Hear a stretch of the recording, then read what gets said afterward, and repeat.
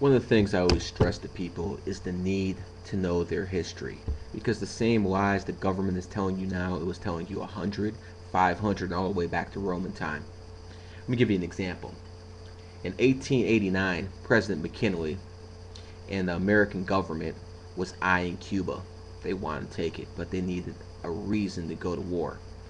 So in 1889, they engineered riots in Cuba, which was under Spanish control at the time, and then they started leaking to the media that the Spanish government was committing atrocities, killing the Cubans just to keep power.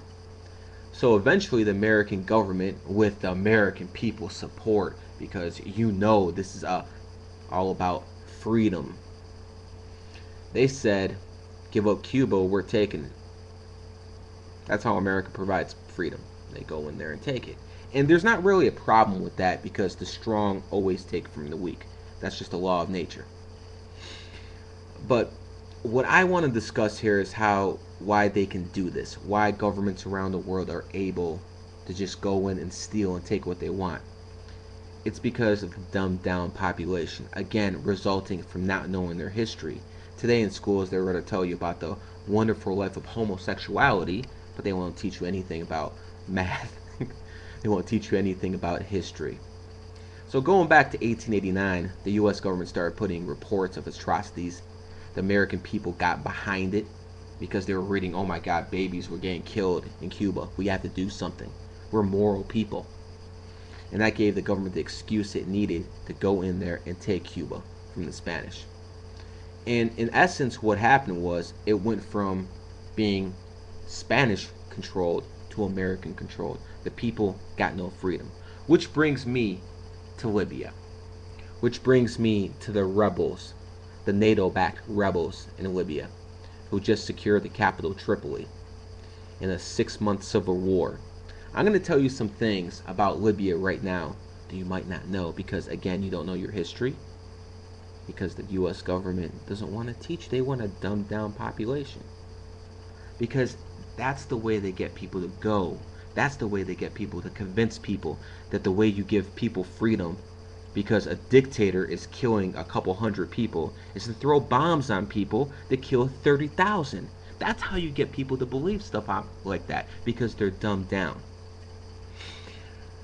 Muammar Gaddafi took power in 1969 in a bloodless coup by the Libyan king. He took the Libyan king when he was on a trip to Saudi Arabia. He deposed him. And the Libyan king was backed by the British at the time. But one of the things I want to stress is the reason Gaddafi thought he had to act. See, I'm not Islamic, I'm not Christian, but I understand, people's need to believe in something like that. And Gaddafi was, an Islamic student. And what he found out was King Iris, the king of Libya at the time, the one he deposed, was a pedophile. And he was abusing little kids. And actually, Libya at that time was the pedophile capital of the world. They would have all the world leaders come in there from Europe and take the little boys home if they wanted to. And Gaddafi could not live with that. So he decided as a Muslim he had to do something. And he took power in a bloodless coup. As a matter of fact, for the people who don't believe that, Gaddafi actually funded an organization called PET. It was called the Pedophile Extermination Team. And he hired assassins to go around the world and kill people who were very rich and powerful who the courts couldn't touch. I'm going to tell you a lot of things about Gaddafi in this video you might not have known. And you're going to decide by the end of it if you think he was a good man or a bad man. When Gaddafi took power, Libya was one of the poorest countries in the world. After Gaddafi got deposed, right before Gaddafi got deposed, Libya had the highest standard of living in Africa. It was the richest country in Africa. Let me tell you something about Gaddafi. See, Gaddafi didn't build palaces like Saddam on his people's wealth. Gaddafi actually built infrastructure. Libya had no roads before Gaddafi. He had nothing but dirt, sand to get from Tripoli to Benghazi before Gaddafi. Gaddafi built roads. Gaddafi actually made a river. I'm not kidding you. He spent billions of dollars to create a man-made river so they could grow food in the desert for irrigation purposes. In Libya, everyone had free healthcare. And if they couldn't provide you the healthcare you needed in Libya, they would pay to send you to a country that could. In Libya, electricity was free. In Libya, gas cost 14 cents a gallon.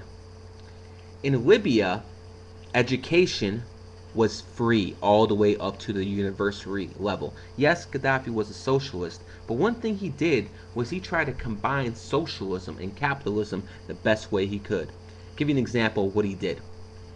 In Libya, you couldn't work for somebody. See, if you were part of a company, you had to be a shareholder in that company. That's what an ingenious idea that is. To get the workers and the people who actually own a large stake of the company both to share in the company's success. I mean, that to me is genius. That's not communism. That's not socialism. That's not capitalism, obviously. It's a new way of thinking. That's what Gaddafi did. Gaddafi gave his people a lot. Yes, his kids lived good $1,000,000 lifestyles. No doubt about it. But he didn't build palaces like Saddam did. Yes, Gaddafi was very restrictive. But let me tell you what he did for women. See, Gaddafi basically didn't like the fact that 60-year-old pedophiles could marry 13-year-old girls. He didn't like that fact. He thought that was a mistake in the Quran. He didn't like the fact that Muhammad did that to the Islamic prophet. So what he decided to do was, in Libya, he was going to make the age of marriage 20. Can't get married before 20. That got rid of all of that. He did that to protect women. Gaddafi has an all-personal bodyguard team of all women. All women. This is an Islamic leader, and his bodyguard team consists of women. They had to be virgins, one, and they basically had to be trained assassins, but he put that position on women. This is not your typical Arab leader who suppresses women. Gaddafi, he wasn't innocent either. He wasn't a saint. Gaddafi interfered in a civil war in the country right to the south of him called Chad. Caused revolution in that country. Deposed leader after leader in that country. So he wasn't a good man, but what I'm trying to tell you is he was a good man to his people. Now let me tell you something about Gaddafi. In 2003, when he saw Saddam fall, he basically thought he could be next, and he decided to give up his nuclear weapons. He contacted the British through his son, and they basically went through a step-by-step process, and the Bush administration was very keen to jump on this, was because they could go to the world and say, hey, we invaded Iraq, and now Libya gave up their weapons of mass destruction, so they basically pushed the agreement too, and all of a sudden, Libya, the UK, and the United States were on good terms in 2004. What happened after that was the oil companies started coming in, and Gaddafi started making a lot of money. And he would put this money in different banks around the world, the French, American banks, because he can't hold all that money.